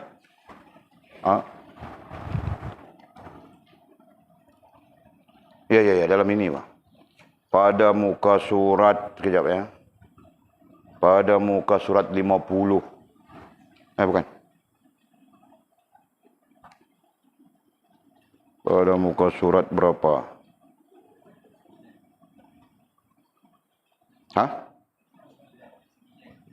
49. Di mana tuh? Begitu kan? Mansur ibnu Ammar menasihati seorang pemuda. Nah, pemuda itu ialah Rantau, Mizi, Jul. Ya. Dan dia nasihatkan, apa katanya, anak muda, jangan sampai keadaanmu menipumu, nah itu kan? Nah, menipumu, ghurur, tertipu. Betapa banyak pemuda yang menunda taubat. Nah, itu tertipu sudah. Ya, nah begitu. Jadi jangan kita tertipu dengan dunia. Ya, memang mengasyikkan yang namanya dunia. Ya, dalam hadis ketika baginda Nabi SAW Mi'raj, ya, walaupun ada yang mengatakan bahwa ini adalah Israiliyat dan sebagainya. Nah, bukan soal Israiliyat, soal i'tibar, ya, soal pengajaran yang kita perlu ambil, gitu kan? Nah, kalau dia Israiliyat sekalipun, nah pengajarannya ada, kenapa? Apa masalahnya? Ya kan? Nah, katanya baginda Nabi SAW melihat dipanggil oleh seorang perempuan, ya. Nah, perempuan itu sifat majas kepada dunia, tahukah? Bukan mau menggambarkan dunia. Mana mungkin dunia itu seorang perempuan. Kita pun tidak tahu jantina dunia ini apa. Betul kan? Jadi kalau dia perempuan itu kan jantina, dermatologi. Ya kan? Nah, mana mungkin begitu? Kita pun tidak tahu, Pak. Mungkin. Nah, kita jangan kita terlibat dengan perbincangan yang kita tidak tahu, gitu kan? Nah, kita tidak tahu. Alam ini mungkin sifatnya adalah bebas daripada pengaruh dermatologi. Oke? Nah, tidak bebas. Berarti dia tidak terikat dengan jantina. Begitu mungkin. Kita katakan begitu. Ya. Nah, kalau tumbuh-tumbuhan itu ada jantan betinanya, ya, kau tahu kan? Ada durian jantan. Ada durian betina. Ada betik jantan. Ada betik betina. Tahukah? Kau tidak tahu? Nah, kalau kau tanam pokok betik, nanti keluar bunga saja panjang-panjang, bunga-bunganya itu, nah itu jantan. Tahu tak? Nah, dia tidak keluar buah, Pak. Kata orang kalau keluar buah pun buahnya pahit. Kalau dia jadi buah pun buahnya pahit, Pak. Tidak boleh dimakan pahit, tahu tak? Nah, jadi memerlukan pokok yang betina baru dia keluar buah, tahu tak? Nah, itu kau perlu belajar nanti. Kamu orang perlu belajar nanti. Nah, jadi itu apa? Itu pada alam kita, sesuai dengan kita, ya. Adapun alam semesta yang namanya bulan, bintang, matahari, planet-planet ini aku tidak tahu, Pak. Tidak terkait. Nah, aku tidak tahu sebenarnya. Mau mengatakan tidak terkait, nah mungkin saja terkait, ya. Jadi tidak tahu. Nah, begitu senang. Nah, oke. Jadi apa yang kita sebutkan? Kecenderungan kepada tipuan. Nah, kerana apa? Kerana kita syok. Ya, macam kita tertipu dengan masa kita. Masa kita terhabis percuma, kosong saja begitu. Nah, kita tertipu sudah di sana. Tertipu bagaimana? Kita merasakan hari ini kita bagus sudah. Hari ini kita sangat bagus. Hari ini kita sangat baik. Kita adalah orang beriman yang bagus. Kita adalah orang beriman yang baik. Nah, kita akan rasa begitu kan? Nah, aku lebay, Pak. Aku serban besar, Pak. Aku ridak di bau, Pak. Aku bagus, Pak. Padahal kita orang yang membazirkan masa, orang yang terbuang masa kita tanpa menghubungkan kita dengan Allah SWT. Nah, itu sudah tidak bagus sudah. Paham tak? Nah, jelaskah itu? Allah, ya Allah. Okey. Nah, yang penting pada kita jaga. Jangan kita tertipu dengan keseronokan yang tidak menghubungkan kita dengan Allah Subhanahu wa taala. Justru jika kamu orang sekarang dapat membenanya, nah mudah-mudahan pada masa akan datang ia menjadi mudah bagi kita. Faham enggak? Nah, jangan sampai masa-masa Walid susah, kau orang tahukah? Mau bentuk sekarang mau bentuk diri supaya tidak melalaikan masa, tidak melalaikan itu, tidak melalaikan ini. Nah, sangat susah. Sebab apa? Sebab kami macam buluh tua sudah, kau tahukah? Buluh tua. Orang bilang, mau melentur rebung, biarlah dari, mau melentur buluh. Bukan rebung. Lentur rebung patah, tahukah? Mau melentur buluh. Nah, perlu dari rebungnya. Betul kan? Majasnya begitu kan? Kamu orang paham enggak? Nah, jangan jadi buluh sudah macam Walid. Kau mau bentuk apa? Patah pinggangku, tahu tak? Nah, jadi payah, jadi susah, jadi sukar. Berdiri lebih sikit solat sakit pinggang 3 hari. Dengan duduk lebih sikit solat sakit lutut, sakit itu, sakit ini, macam-macam sakit ada sudah. Jadi kamu orang yang masih rebung, nah kita katakan rebung walaupun mau tua sudah kan. Nah, yang masih rebung ini perlu isikan masa-masa itu dengan menghubungkan diri kita dengan Allah Subhanahu wa taala. Jangan tertipu dengan dunia, paham enggak? Nah, macam mana mau melepaskan kita tertipu dengan dunia dan keduniaan yang maknanya sesuatu yang tidak menghubungkan kita dengan Allah? Nah, di sanalah yang menuntut kita ilmu. Ilmu itulah yang menjadi penyuluh kepada kita, menampakkan kepada kita, "Ui, ini rugi, ini sia-sia, ini lara, ini itu, ini." Nah, ilmu. Paham enggak? Betul bahawa Walid cakap ilmu. Tapi kami dalam mengaji pun buat juga yang namanya lara itu. Cinta sampai jam 3-4 pagi. Buat juga yang namanya lara itu. Begitu begini macam-macam. Nah, itu kerana kau mengaji. Nama saja kau mengaji. Tapi kau tidak, rohaniah kau tidak mengaji. Jasmaniah kau saja mengaji. Nah, mungkin begitu juga kan. Nah, perlu dipikir semua. Okey. Terus mudah-mudahan Allah kasih kita pertolongan, memandu kita, memimpin kita, membimbing kita, ya. Nah, selalu sebut la haula wala quwwata illa billah dalam kesedaran. Selalu sebut begitu. Mengaku kita pada Allah, kita tidak punya daya upaya apapun untuk melakukan kebaikan. Bahkan untuk menganjak kepada kebaikan pun kita tidak berdaya, melainkan dengan pertolongan Allah Subhanahu wa taala. Nah, kita minta begitu pada Allah, kita rayu begitu pada Allah Subhanahu wa taala, tidak kira siapapun kita. Okey. Rasulullah sallallahu alaihi wasallam ditanya tentang orang mukmin dan orang munafik. Nah, pernah suatu hari ditanya kepada baginda Nabi sallallahu alaihi wasallam, ya, tentang orang mukmin dan orang munafik. Barangkali beza di antara orang mukmin dan orang munafik. Ya. Jadi orang bertanya kepada Rasulullah, "Ya Rasulullah, khabarkanlah kepada kami bezanya di antara orang mukmin dengan orang munafik," misalnya. Ya kan? Hadis ini kalau kira dari segi asbabul wurudnya sudah tentu turun sudah ayat idza ja'akal munafiquna qalu nashhadu innaka la rasulullah wallahu yashhadu innaka la rasuluhu wallahu yashhadu innal munafiqina lakadzibun. Turun sudah ayat itu, surah Al-Munafiqun, ya. Nah, kalau kita kajian kitab khususnya tafsir, kita perlu lihat bahwa ayat ini turun bila, kan? Kemudian kita satukan untuk melihat kisah ataupun manfaat ataupun message di sebaliknya. Faham tak? Nah, itu kaedahnya.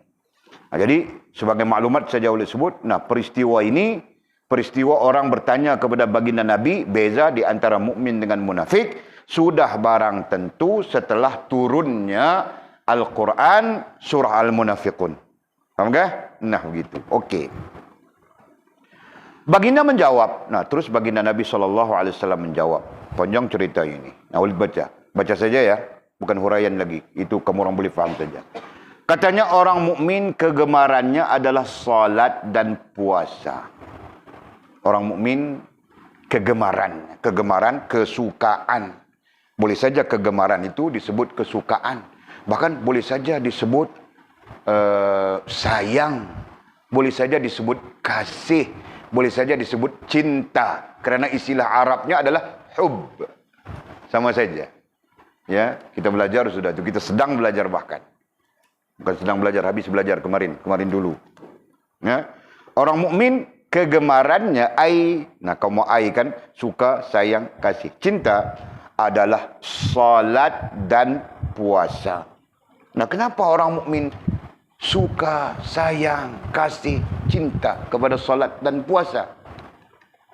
Nah, itu orang mukmin ya. Nah, kita ukur saja diri kita. Betulkah kita suka yang namanya salat, yang namanya puasa? Betulkah? Nah, aku tidak mau menjawabnya. Aku pun cap ayam juga di sana. Nah, masing-masing kita jawab saja. Kita saja yang tahu. Nah, persoalannya, kenapa salat, kenapa puasa? Ada komentar-komentar ulama yang lain mengatakan yang lima dalam hukum Islam itu. Dalam apa ya? Dalam rukun Islam itu. Nah, orang-orang yang beriman suka mengucap 2 kalimat syahadah. Nah, implementasi ucapannya mungkin la ilaha illallah. Ya. Mungkin implementasi ucapan wa asyhadu anna Muhammad Rasulullah adalah salawat kepada baginda Nabi SAW. Itu bentuk-bentuk amalan yang berlaku kerana sukanya kepada Allah dan Rasul. Faham tak? Nah, satu yang pertama. Yang kedua dia suka salat. Yang ketiga dia suka puasa. Yang keempat dia suka zakat ataupun infak. Ya, infak sabilillah. Nah, yang kelimanya dia suka kepada haji sekira dia mampu kepadanya. Nah, sebagian ulama lain mengkiaskan dia suka kepada Baitullahil Haram katanya. Ya, nah kalau suka kepada Baitullahil Haram mungkin namanya haj, mungkin namanya umrah dan sebagainya. Faham tak? Nah begitu. Jadi daripada 5 perkara itu 2 dirakamkan di sini oleh Imam Ghazali rahimahullah taala berdasarkan kepada hadis ini. Nah hadis ini mengatakan suka kepada salat dan puasa. Nah, Walid mau bercerita sedikit di sini, masa kita terlajak sudah melihat kitab itu. Okey. Salat ataupun padahal semua ya, 5 yang kita sebutkan tadi dalam rukun Islam. Nah, itu adalah alat penghubung. Ya, sila faham ya. Itu merupakan alat penghubung di antara kita dengan Allah Subhanahu wa taala. Ya.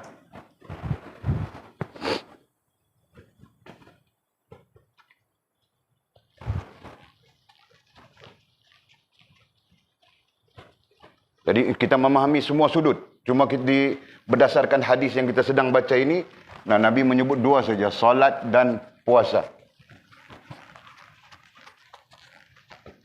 Jadi kita cuba memahami hadis ini melalui konsep penjelasannya. Nah kita tunjukkan begini, Pak. Salat dan puasa ya. Salat dan puasa. Nah, nanti kita boleh masuk yang lain-lain yang 5 kita sebutkan tadi. Nah, solat dan puasa berada di posisi agama, betul kan? Betul kan? Nah, posisi agama. Jadi kalau kita susun begini, nah itu ada sudah. Allah, agama, nah diri kita di sini. Kan? Nah, kita melaksanakan solat dan puasa untuk melaksanakan perintah Allah SWT, betul kan? Nah, bolehkah kita melakukan sesuatu selain daripada solat dan puasa ya untuk Allah Subhanahu wa taala, kerana Allah Subhanahu wa taala? Boleh juga kan? Perkara-perkara itu mesti berdasarkan kepada pertimbangan agama, betul? Nah, agama yang meletakkan mana wajib, mana sunat, mana makruh, mana haram gitu kan. Nah, jadi solat itu kita mau bukan melihat hukumnya ya, tapi kita mau melihat kenapa posisi solat dan puasa pada hadis ini menjadi sifat bagi mukminin. Bukan melaksanakannya, ya, tapi menjadi apa disebut tadi? Kegembiraan itu tadi. Yang kita sebutkan tadi apa? Kesukaan, ya kan? Menjadi kesukaan, menjadi kesayangan, menjadi kekasih itu mau bilang apa? Kekasihan gitu kan? Salah kan? Kenapa dia kasih, kenapa dia cinta? Nah, kepada salat dan puasa. Jadi kita memahami konsep ya. Nah, diri kita perlu suka, sayang, kasih kepada agama. Kenapa? Karena agama itu adalah wasilah. Nah, macam kita sebut selalu, nanti wasilah itu adalah Nabi. Nah, kenapa? Karena wasilah itulah yang menghubungkan kita dengan Allah Subhanahu wa taala. Nah, ini konsepnya, kita memahaminya. Nah, jadi faham mudahnya adalah diri kita ya untuk berhubungan dengan Allah Subhanahu wa taala mesti melalui agama, ya. Agamalah yang menyampaikan kita kepada Allah Subhanahu wa taala. Nah, itu konsepnya. Paham tak? Nah, jadi pahaman kita di sini, diri kita perlu menggunakan salat dan puasa pada hadis ini, pada hadis-hadis lainnya banyak lagi, ya. Yang kita sebutkan 5 tadi untuk sampai kepada Allah Subhanahu wa taala. Faham gitu kan? Faham tak? Nah, begitu bah konsepnya. Ya. Jadi salat ini menjadi alat. Puasa ini menjadi alat untuk diri berhubungan dengan Allah Subhanahu wa taala. Jelas? Nah, begitu. Nah, justru kenapa kita tidak menyukai, menyayangi, mengasihi, mencintai salat dan puasa? Nah, itu pertanyaannya. Paham tak? Nah, pertanyaannya, why we didn't love salat and puasa? Betul kan? Masuk hantu sudah ni, mau cakap orang putih sudah. Kan? Kenapa kita tidak suka, tidak sayang, tidak kasih, tidak cinta kepada salat dan puasa, sedangkan salat dan puasa itu adalah alat untuk menghubungkan kita dengan Allah Subhanahu wa taala. Nah, demikian pertanyaannya. Jadi kita pikir masing-masing. Mau salat 2 rakaat saja kita bakhil sudah. Betul kan, Mizi? Nah, aku cerita diriku, bah. Kamu orang mana aku tahu. Mungkin saja kamu orang lepas Isya pulang saja nanti terus tahajud, tergejut semua sampai subuh. Mungkin kan? Mana aku tahu. Kan? Nah. Baginda Nabi kita sallallahu alaihi wasallam, ya, ini kita ambil teladan, ya. Baginda Nabi, wasilah kita, mengajarkan kepada kita salat itu perlu dicintai. Baginda Nabi menunjukkan kepada kita bahawa dia mencintai salat. Betul kan? Nah, ada hadis yang menyebut bahawa salat itu adalah penyejuk mata hatiku, kata Nabi SAW. Nah, ini menunjukkan bahawa baginda Nabi sangat mencintai salat. Ya, sampai-sampai para fuqaha tidak tahu mau menamakan salat yang dilakukan oleh baginda Nabi SAW. Nah, yang kita dengar itu, yang ditakhrijkan daripada hadis, yang namanya salat hajat, yang namanya salat istisqa, yang namanya salat apa kita buat ni bulan Ramadan, tarawih, yang namanya salat sunat witir, yang namanya salat-salat yang ada nama yang diketahui oleh kita. Nah, itu ditakhrij oleh para ulama daripada hadis Nabi sallallahu alaihi wasallam, ya, yang apa? Yang jelas saja. Adapun banyak lagi salat baginda Nabi sallallahu alaihi wasallam yang tidak dapat dinamakan, ya, secara muqayyad, secara hubungan. Paham enggak? Nah, kalau solat istisqa itu dihubungkan dengan minta hujan kerana kemarau dan sebagainya, gitu kan? Yang namanya solat hajat itu kerana kita mempunyai hajat peribadi, mau menikah ke, mau apa ke, gitu kan? Pening kepala kita, seorang di Sabah, seorang di sini, seorang begitu, seorang begini, pening. Kan? Gitu. Di solat hajat, solat apa lagi? Apa lagi? Istikharah. Nah, begitu kan? Jadi solat-solat itu dipanggil solat yang muqayyad. Nah, ini istilah fiqh, ya. Kita sebut saja, mudah-mudahan kamu orang nanti tahu saja. Muqayyad. Nah, berarti solat-solat yang dihubungkan dengan tujuan. Ya, itu dipanggil dalam istilah fiqh solat-solat yang muqayyad. Nah, ada banyak solat-solat yang ghair muqayyad, yang tidak boleh, para fuqaha tidak boleh menghubungkannya. Sehingga mereka menamakan solat sunat mutlak. Tahukah? Pernah dengarkah ini? Nah, solat sunat mutlak namanya. Jadi, solat sunat tawaf, nah itu terhubung, itu muqayyad. Solat sunat istikharah, hajat, apa lagi? Nah, itu semuanya yang ada namanya itu semua muqayyad, semua terhubung, ya. Nah, ada solat yang tidak terhubung dengan apapun. Nah, para ulama menggunakan istilah mutlak. Solat sunat mutlak. Nah, berdasarkan apa? Berdasarkan kepada baginda Nabi SAW ini dia banyak solatnya. Ya, sampai-sampai para ulama menceritakan, para muhadis khususnya menceritakan, Nabi ini dia solat saja. Lepas dia solat, dia mau solat. Lepas dia solat, betul Pak? Ya kan? Lepas dia solat, dia mau solat. Bahkan ada pendapat lain mengatakan Nabi sentiasa menunggu-nunggu solat.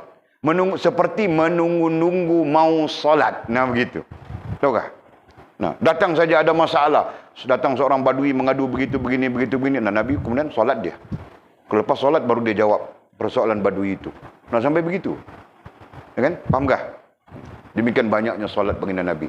Nah, gambaran umumnya adalah baginda Nabi SAW sangat suka, sangat sayang, sangat kasih, sangat cinta kepada solat. Nah, itu. Jadi rasionalnya apa? Rasionalnya diri kita ya menggunakan alat solat dan puasa ini untuk sampai kepada Allah, sampai dengan makna diterima, sempurna hubungan dan sebagainya ya, itu makna yang telah kita sepakati. Okey? Nah, jadi tujuan kita adalah Allah SWT, diri kita di sini ya. Nah, jadi kalau kita rasional, kita melihat kepada rasional, kenapa kita perlu suka, sayang, kasih, cinta kepada solat, kepada puasa? Kenapa? Nah, bandingannya adalah kita letakkan bandingannya, ini perbandingan saja. Ini perbandingan saja ya. Perbandingan ilmiah sesuai dengan kita mengkaji ya. Okey. Nah, jadi ayah, ibu, keluarga. Nah, di sini. Nah, di sini wasilahnya, wasilah, penghubungnya. Ya, di sini mizi, rantau. Nah, katakan, ya dicontohkan kepada mizi dan rantau. Sama ya, konsepnya sama saja kan? Nah, di sini mizi, ya, menggunakan wasilah untuk menghubungkan dia dengan ayah, ibu dan keluarganya. Bukan ayah ibu saja, Pak. Di sini ada Yana. Di sini ada Yati.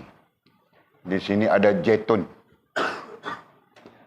Bukan Jetun, Pak. Jetun itu Jul yang punya. Siapa namanya? Jenab. Kau ni pandai-pandai, Pak. Jenab. Nah, ya kan?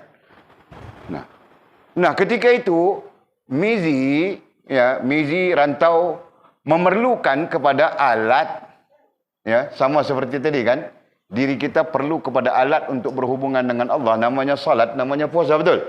Nah, sama saja keadaannya di sini mizi, masuk di sini namanya Sofia, Mimi, Lina, sama saja Pak.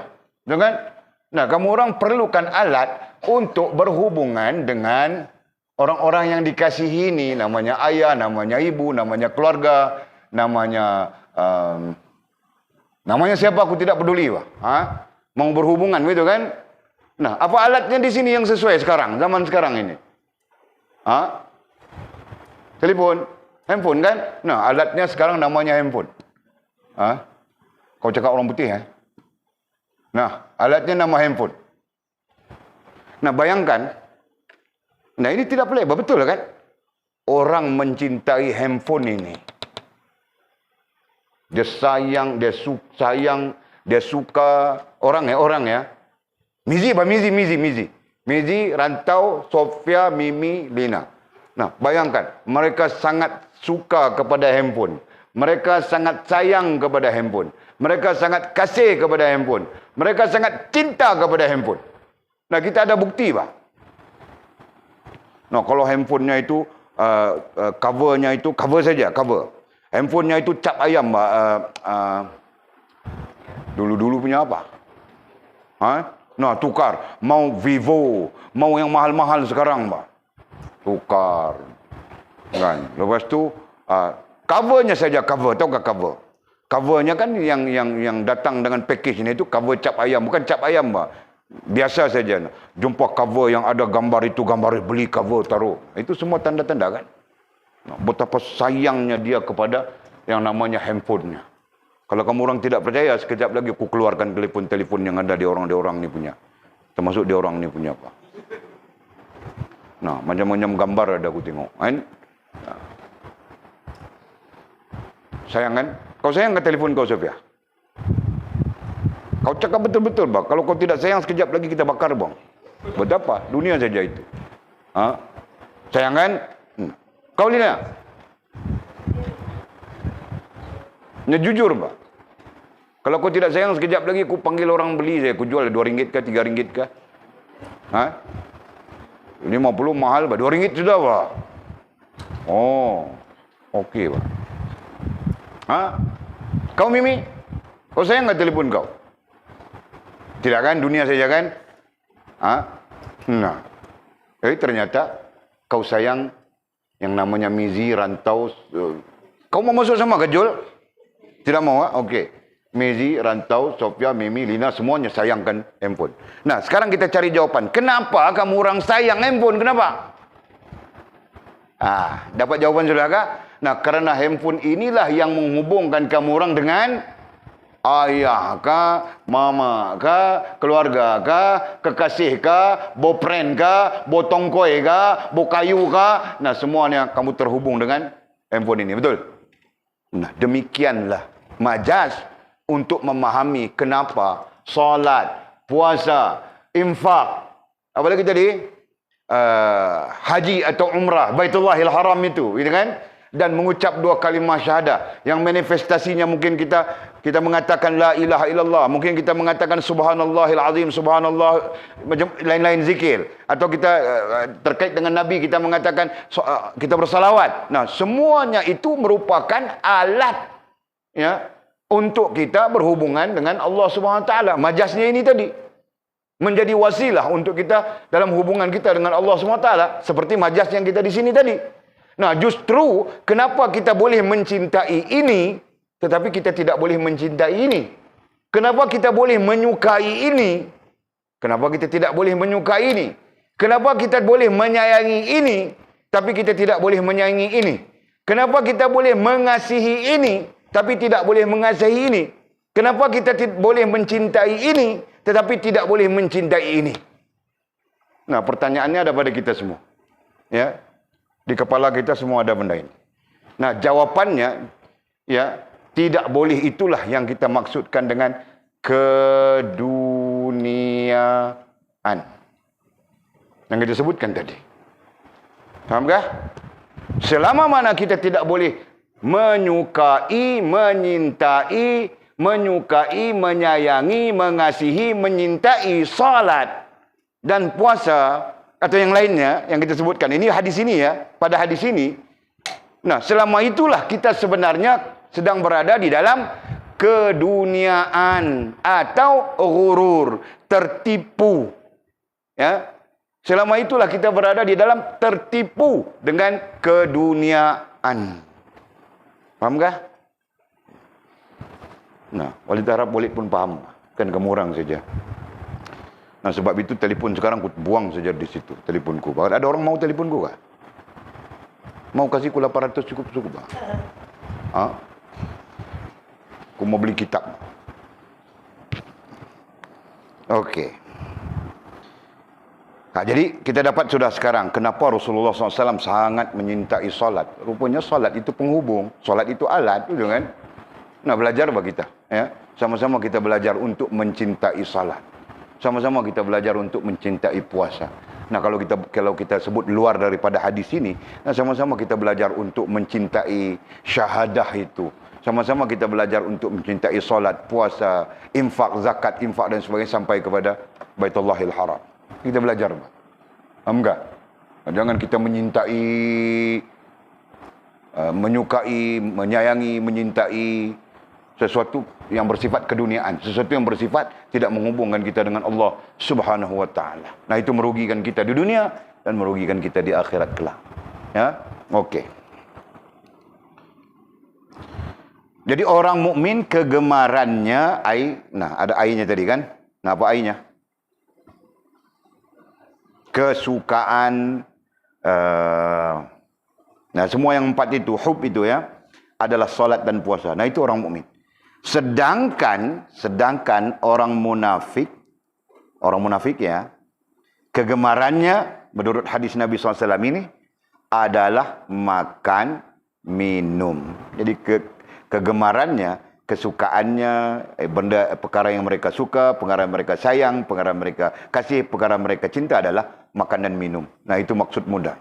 Jadi kira mau makan saja. Bincang-bincang mau makan saja. Ini hari makan di sini, besok makan di situ, lusa makan di situ, makan di sana. Wah, kerja makan saja. Ya.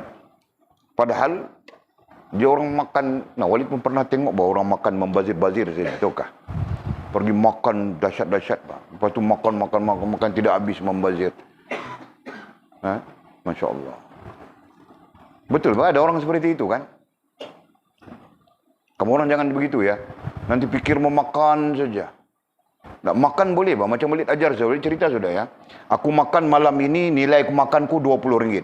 Nah, tahajudku, ibadahku pada malam ini lebih daripada nilai RM20 itu, Pak. Baru betul. Kan? Aku makan malam ini nilainya RM20. Nah, tidur yang nilainya lebih nilai daripada nilai tidurnya lebih dari nilai RM20. Nah, buat apa? Ya kan? Nah, jadi orang munafik itu kegemarannya adalah makan dan minum. Nah, sampai-sampai makan dan minum mereka itu seperti binatang. Ya. Makan dan minum itu seperti binatang. Nah, kenapa binatang? Kenapa Nabi SAW, baginda Nabi menyebut binatang? Kerana dia tidak tahu bahawa orang punyakah, dia punyakah, siapa punyakah, dia makan saja. Betul kan? Nah, itu sifatnya binatang. Binatang itu apa? Kambing kah? Ayam kah? Itik angsa kah? Ayam piru kah? Ayam piru kita balik. Masya Allah. Kita pun sudah jadi pening lah di sini. Kejap kambing hilang, seminggu kemudian balik. Ayam piru hilang, kemudian seminggu kemudian balik. Okey. Nah, itu kita sebutkan tadi ya. Seperti binatang. Kenapa binatang? Nah, jawabnya, karena binatang itu tidak terikat dengan hak-hak manusia. Faham tak? Nah, dia makan saja. Dia tidak peduli, bah. Siapa punya hak? Mizi punya hak kah? Jul punya hak kah? Rantau punya hak kah? Makil punya hak kah? Nah, nama kambing itu kambing Walid. Nah, dia tidak peduli kamu orang punya hak. Dia makan saja. Tahu tak? Nah, jadi ada orang yang kita kaitkan dengan munafik. Orang munafik sifatnya begitu. Suka kepada makan, minum, sampai tidak peduli hak orang kah, halal kah, haram kah, macam mana kah, dia bantai saja. Nah, itu di antara sifat munafik. Berdasarkan kepada hadis ini. Ya. Serta, nah ada sertanya. Makan minum satu hal. Makan minum mereka seperti binatang satu hal. Ya. Dan serta meninggalkan ibadah. Nah, mereka suka ataupun cenderung meninggalkan ibadah dan salat. Cenderung meninggalkan ibadah. Nah, ibadah yang lazim mereka tinggalkan adalah salat. Allah. Nah, itu gambaran yang diberikan oleh Nabi SAW. Nah, kalau kita sebutkan di sini terkait dengan kepribadian, nah, begitu, Pak. Kepribadian mukmin beza kepribadian mukmin dengan kepribadian munafik. Nah, mudah-mudahan Allah Subhanahu wa taala melimpahkan kepada kita ilmu.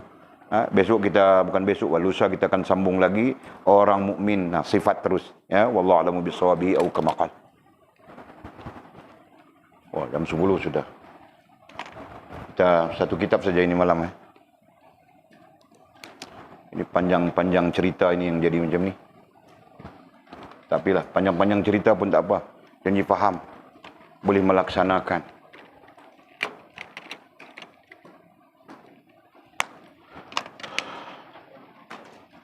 Ada soalan kah?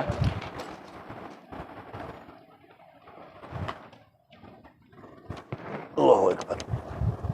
Tiada. Tuk ada nak tanya apa-apa kah Tuk?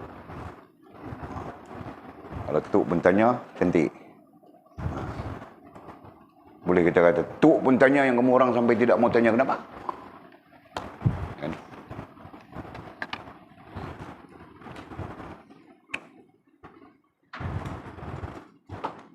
Esok keluar keputusan kot. Keputusan si Atul, si Fas dengan si Sila. Okey. Esok keluar keputusannya. Kalau kita ada rezeki lagi, kita akan melihat Sila, kita akan melihat Atul, kita akan melihat Fas. Ya. Kalau tiada rezeki sudah, tinggal kita saja. Yang miskin-miskin hina ini di sini. Ya. Ya Mangkil, kau mau marah kah? Jangan marah, bah. Kau mau tanya apa?